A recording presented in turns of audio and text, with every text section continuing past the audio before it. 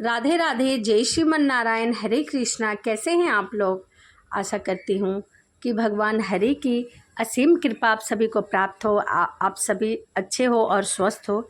इसी कामना के साथ आज हम सुनेंगे विष्णु भक्त सदना कसाई की कहानी। तो चलिए मन में भगवान विष्णु का ध्यान करते हुए कथा को सुनते हैं।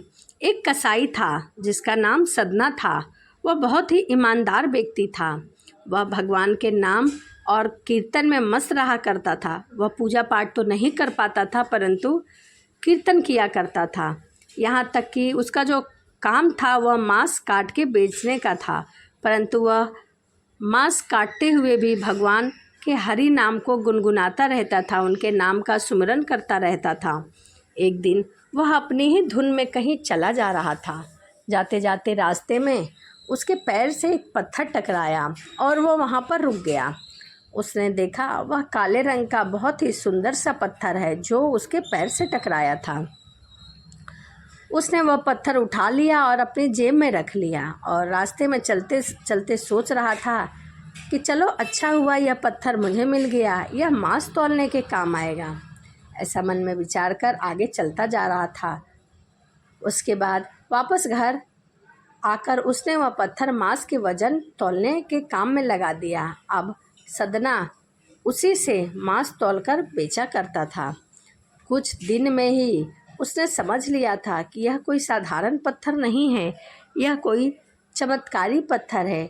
इस पत्थर से जितना वजन तौलो उतना ही होता है। पत्थर उतने का अपने आप हो जाता है। धीरे धीरे समय बीतता गया और यह बात पूरे गांव में फैल गई। सदना कसाई के पास वजन करने वाला पत्थर, वह जितना चाहता उतना पत्थर उतना ही मांस तौलता था।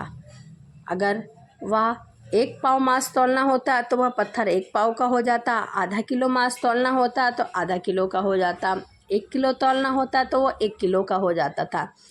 वह पत्थर अपना आकार बदलता रहता था। किसी को 1 किलो मांस देना तो तराजू में उस पत्थर को एक तरफ डालते ही दूसरी ओर 1 किलो मांस तुल जाता था। अगर किसी को 2 किलो देना है तो वह पत्थर का भार 2 किलो के बराबर हो जाता था। इस चमत्कार के कारण उसके यहाँ लोगों की बहुत भीड़ लगने लग गई। भीड़ जुटने के साथ ही सदना की दुकान की बिक्री बढ़ गई, परंतु सदना ने भगवान का सुमिरन नहीं छोड़ा था। वह मांस तौलते तौलते भी भगवान के नाम का गुणगान करता रहता था। तभी इस बात की खबर एक ब्राह्मण को लगी। वह ब्राह्मण वहीं से गुजर रहे थे तो उन्होंने सोचा कि क्यों ना उस पत्थर को देख लिया जाए। इस शुद्ध ब्राह्मण वहाँ पर पहुँचे और ऐसी अशुद्ध जगह पर वह जाना नहीं चाहते थे, परंतु उन्हें जाना पड़ा जहाँ मांस कटता हो, बिकता हो। किंतु चमत्कारी पत्थर को देखने की उत्सुकता उसे सदना की दुकान पर खींच ले गई। दूर से खड़ा वह सदना कसाई को मीट तौलते देखने लगे। उसने देखा कि कैसे वह पत्थर अपना आकार बदल लेता है और वजन को बराबर तौल रहा है। ध्यान से देखने पर उसके शरीर के रोए खड़े हो गए। भीड़ के हटने के बाद ब्राह्मण सदना कसाई के पास गया और ब्राह्मण को अपनी दुकान में आया हुआ देखकर सदना बहुत ही प्रसन्न हुआ और आश्चर्यचकित भी हुआ। बड़ी नम्रता से सदना ने ब्राह्मण को बैठने के लिए कहा, बैठने के लिए स्थान दिया और पूछा कि वह उनकी क्या सेवा कर सकता है। ब्राह्मण बोला, तुम्हारे इस चमत्कारी पत्थर को देखने के लिए मैं तुम्हारी दुकान पर आया हूँ। यूँ कहे कि यह चमत्कारी पत्थर ही मुझे खींच लाया है तुम्हारी दुकान पर। बातों ही बातों में उन्होंने सदना कसाई को बताया कि जिसे वह पत्थर समझ रहा है वह कोई साधारण पत्थर नहीं है जिससे वह मांस तौल रहा है। वास्तव में वह शालिग्राम जी हैं। वह हमारे भगवान विष्णु का एक रूप है जो कि भगवान स्वरूप है। शालिग्राम जी को इस प्रकार गले कटे मांस के बीच में रखना, उनसे मांस तौलना बहुत बड़ा पाप है।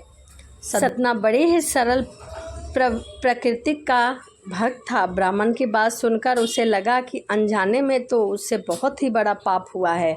अनुनय विनय करके सदना ने वह शालिग्राम उन ब्राह्मण को दे दिया और कहा कि आप तो ब्राह्मण हैं, अतः आप ही इसकी पूजा करिए, सेवा परिचय करके इन्हें प्रसन्न रखें।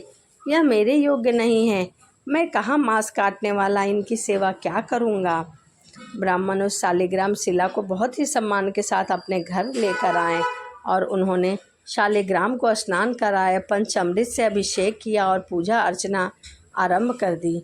कुछ दिन ही बीते थे कि उस ब्राह्मण के स्वप्न में श्री शालिग्राम जी आए और कहने लगे, हे ब्राह्मण, मैं तुम्हारी सेवा से प्रसन्न हूँ, किंतु मुझे उसी कसाई के पास छोड़ाओ, मुझे उस कसाई के पास ही रहना है।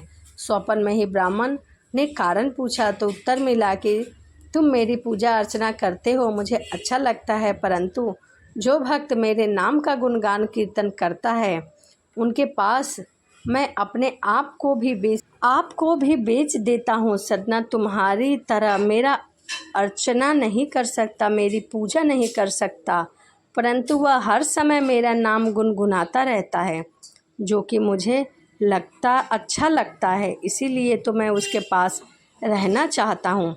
ब्राह्मण अगले ही दिन सदना के पास गया और उसको प्रणाम करके सारी बात बताई। श्री शालिग्राम जी उन्हें दोबारा सौंप दिया। ब्राह्मण की बात सुनकर सदना कसाई की आंखों से आंसू आ गए और मन ही मन उसने यह निश्चय किया कि वह आज से मांस बेचने और खरीदने का कार्य नहीं करेगा, वह कोई और कार्य करेगा।